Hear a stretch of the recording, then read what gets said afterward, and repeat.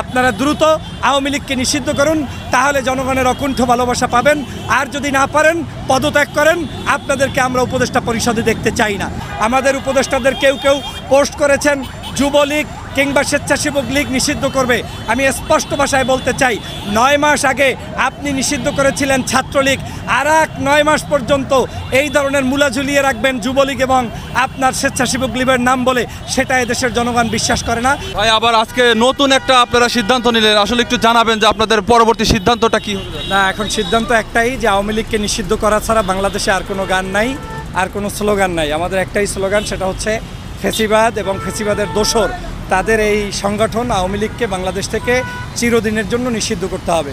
আপনি নিশ্চয়ই জানেন যে এই দলটি 2000-এর মতো মানুষ হত্যা করেছে, 50,000-এর মতো মানুষকে পঙ্গু করেছে। তারপরেও ওই দলের জন্য আমাদের দেশের যাদেরকে আমরা সরকারে বসিয়েছি তাদের মধ্যে কিছু কিছু উপদেষ্টা ইতিমধ্যে মায়াকান্না শুরু করে দিয়েছেন, যেটা আমাদের এই জুলাই বিপ্লবের সাথে বিশ্বাসঘাতকতা। আমরা মনে করি এই ধরনের বিশ্বাসঘাতকতা করে কারো উপদেষ্টা পরিষদে থাকার বিন্দুমাত্র অধিকার নাই। আমাদের দাবি একটাই, স্পষ্ট কথা, বাংলাদেশ চলবে হাসিনার এই যে সকল অপতৎপরতা, এই অপতৎপরতাগুলোকে বন্ধ করার পরে, হাসিনার আওয়ামী লীগকে নিষিদ্ধ করার পরে যারা থাকবে তারা পরিশুদ্ধ রাজনীতি করবে, এবং সেজন্যই আমাদের এই আয়োজন এবং আমাদের এই আন্দোলন।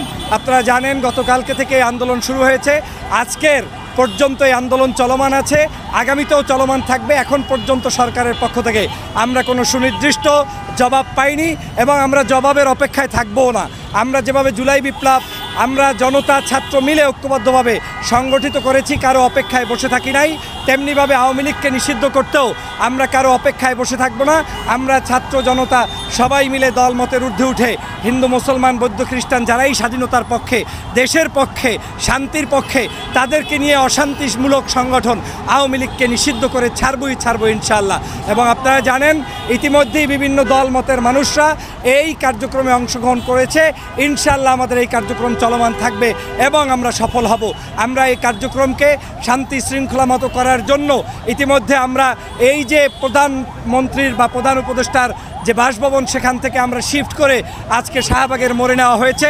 আপনারা এখন থেকে শাহবাগের মোড়ে আমাদের সবাইকে পাবেন, ততক্ষণ পর্যন্ত পাবেন যতক্ষণ পর্যন্ত আওয়ামী লীগকে নিষিদ্ধ করা না হয়। আমাদের উপদেষ্টাদের কেউ কেউ পোস্ট করেছেন যুবলীগ কিংবা স্বেচ্ছাসেবক লীগ নিষিদ্ধ করবে। আমি স্পষ্ট ভাষায় বলতে চাই, 9 মাস আগে আপনি নিষিদ্ধ করেছিলেন ছাত্রলীগ, আর 9 মাস পর্যন্ত এই ধরনের মূলা ঝুলিয়ে রাখবেন যুবলীগ এবং আপনার স্বেচ্ছাসেবক লীগের নাম বলে, সেটা এদেশের জনগণ বিশ্বাস করে না। জনগণ ডাইরেক্ট আওয়ামী লীগকে নিষিদ্ধ চায়। আপনারা দ্রুত আওয়ামী লীগকে নিষিদ্ধ করুন, তাহলে জনগণের অকুণ্ঠ ভালোবাসা পাবেন।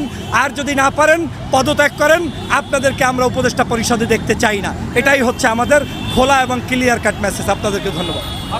আপনাদের এই দাবিটা আদায় না হওয়া পর্যন্ত কি আপনারা শাহবাগে চলমান থাকবে? শাহবাগে না শুধু, এটা একেবারে সমগ্র বাংলাদেশের অলিতে গলিতে, রাস্তাঘাটে, স্কুল কলেজ মাদ্রাসা শিক্ষা প্রতিষ্ঠানে সর্ব জায়গায় ছড়িয়ে পড়বে। সরকার যদি শুভবুদ্ধির উদয় হয়, দ্রুত আওয়ামী লীগকে নিষিদ্ধ করে এই সকল ঝামেলা থেকে মুক্ত হতে পারে। আর যদি সরকার বোকা হয়, তাহলে তারা এই আন্দোলনটাকে লম্বা করবে। আর এই আন্দোলন লম্বা করলে কি হয় সেটা 5ই আগস্ট শেখ হাসিনা দেখেছে। অতএব ছাত্রদেরকে কোনো ধরনের ধানাই ফানাই করবেন না, ছাত্রদের সাথে কোনো রকম প্রতারণা করবেন না, জনগণের সাথে প্রতারণা করবেন না। দল মতের ঊর্ধ্বে উঠে আসুন, আওয়ামী লীগকে সবার আগে নিষিদ্ধ করি।